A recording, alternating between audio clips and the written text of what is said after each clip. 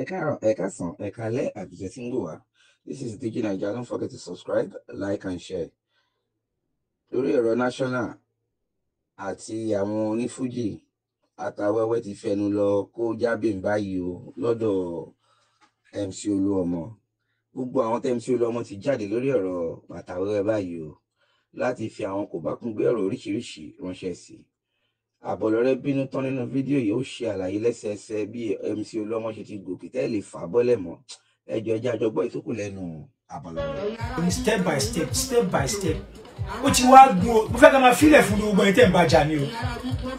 Gbogbo ẹni tẹ́ ń ṣe lára ẹ̀. Tẹ́ ń ṣe lára. Mo fẹ́ kẹ́kọ̀ọ́ máa wo pé bọ̀bọ́ yìí ti kọjá lọ́nú ayé.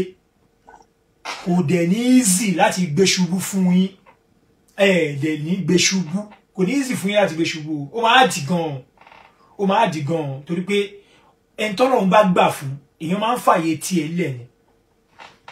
But when it exists for the past 30 years back, torúkọ ẹ̀ ti ń láùdù ń gbòòrò tó ti ń lu bẹ́ẹ̀lì. Orúkọ ẹ̀ ti wá lu bẹ́ẹ̀lì to the extent de pé wá wò ó ti wá dé final stage lórí iṣẹ́ ni o. Nǹkan míì tún sì máa come up lágbára Ọlọ́run. Bẹ̀ lórí iṣẹ́, lórí ibi tó ti bẹ̀rẹ̀ lórí union, tó ń bẹ̀rẹ̀ career bọ̀ láti union. Ẹ wá lọ bá mi máa wo history tí Olúọmọ ti break nínú union tí ò tí ì sẹ́nìkan tó bírèkì ẹ̀ rí.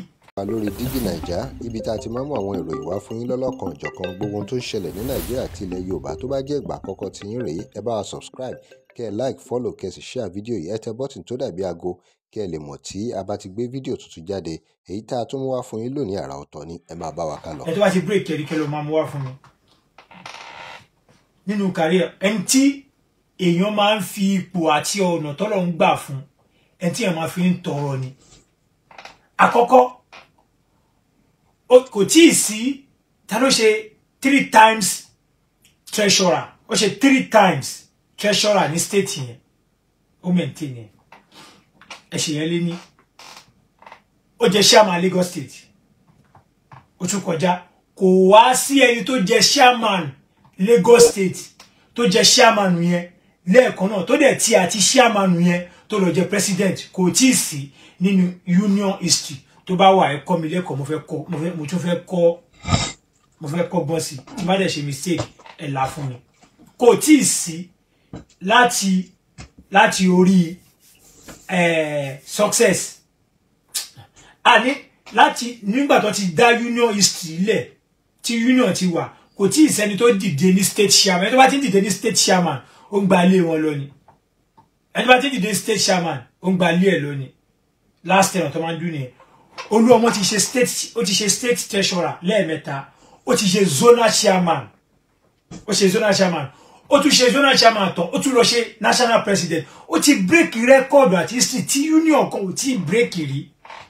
Nínú union ẹ bá mi ṣe yẹn lé ní 1. Ní àkọ́kọ́ ni torí pé àwọn tó ń bu pé kò gbóyìnbó ni o. Mo fẹ́ kẹ́kọ̀ọ́ máa lọ wò pé ṣé bọ̀bọ́ yìí ṣe fọlá ẹ̀tọ̀rọ̀ náà níwọ̀nba. Ẹ bá mú yẹn ní kìíní kejì. Orúkọ Olúọmọ ó wọ ojú tó pawó ni ó wọ gbogbo every news gbogbo world ló ti mọ orúkọ Olúọmọ. Al-Jazeera ti gbé orúkọ ẹ̀ ríngì bẹ́ẹ̀ l'Al-Jazeera. Orúkọ ẹ̀ ó ríngì bẹ́ẹ̀ ní CNN. Orúkọ ẹ̀ ó ríngì bẹ́ẹ̀ ní kí ló orúkọ BBC. Mélòó làwọn yẹn.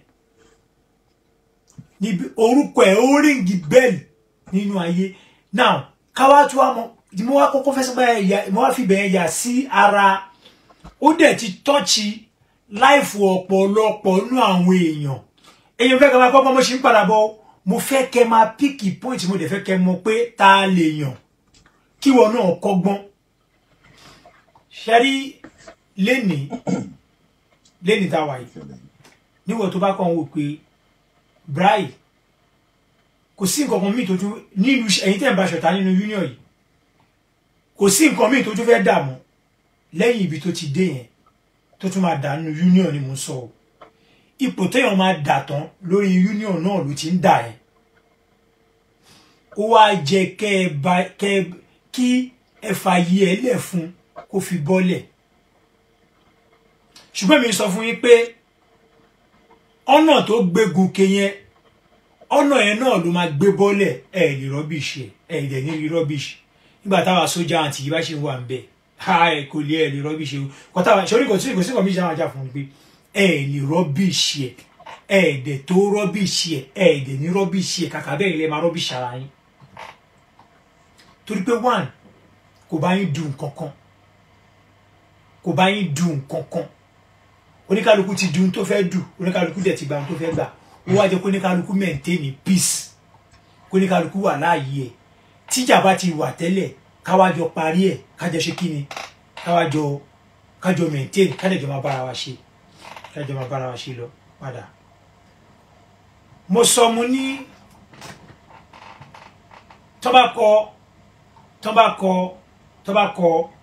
kọ note tó bá kọ biography Bolu ọmọ yìí jẹ́ national president bóyá jẹ́ president bóyá jẹ́ chairman Lagos State NURTW union bó ṣe emerge yẹn àti Alhaji Mustapha Adekunle Kisego mo ní mo contribute síbẹ̀ kódà mo contribute 70% ńbẹ̀ tí gbogbo ayé mọ̀ so kéèyàn bá jókòó tó wà pa lágbájá yìí contribute nínú success wa ọ̀rẹ́ ló yẹ ká máa ṣe kò yẹ ká ṣọ̀tá àwọn tó bá wa ṣọ̀tá lẹ́ni àbáwọn tó wá break bridge yẹn tó wá sọ di torí téèyàn fẹ́ má jẹ́ ká torí ní ta fẹ́ jẹ kábà ta fẹ́ jẹjẹ àwọn tó ń force bẹ́ẹ̀ lẹ́ni sí tó sọ pé kò ní ta fólú ọmọ ló ṣe kíníkan àwọn náà ni ọ̀tá lánàá tájọ jàjà yẹn pọ̀ mo sọ̀rọ̀ kan nínú fídíò kan tí mo ṣe mo ní nígbà tí ọ̀rọ̀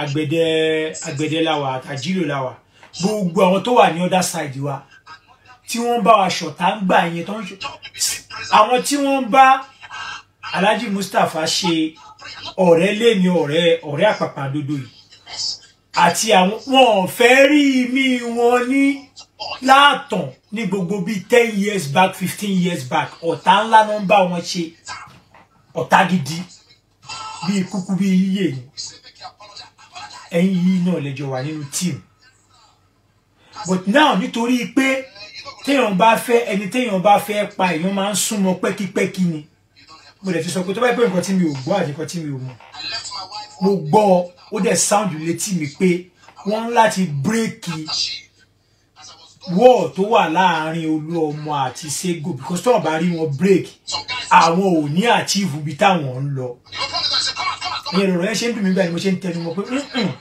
kókó báyìí làwọn fa àdìtì padà torí tó bá padà àwọn tó ń wò ń bẹ̀ yẹn wọ́n ń ṣèyàn ẹ kárí mi ni tuwálè obi a ó mú erin ìjọba ẹwẹlẹwẹ kú ẹwẹlẹ àwọn tó máa gbẹ́ kòtò kú fún ẹ wọ́n máa sún ẹ báwọn tí wọ́n máa fọwọ́ ra ẹ lórí báyìí wọ́n máa fọwọ́ pa ẹ lára kòtò rèé gègèlè rèé o ọmọ aráyé lè o wọ́n gbẹ́ kòtò sílẹ̀ wọ́n tẹ́ nílé lórí wọ́n ní kó wá sùn lé máa sọ fún yẹn pé èèyàn ló máa yára ẹ lọ́pọlọ sórí tó bá rí àwọn máa ń fi àǹgbà mi àwọn máa ń fi àánú ayé àsìkò tí wàhálà bá wà tó bá wù ẹ látọ̀ọ̀kan tó bá ń rí ẹ látọ̀ọ̀kan ó máa ń difficulty fún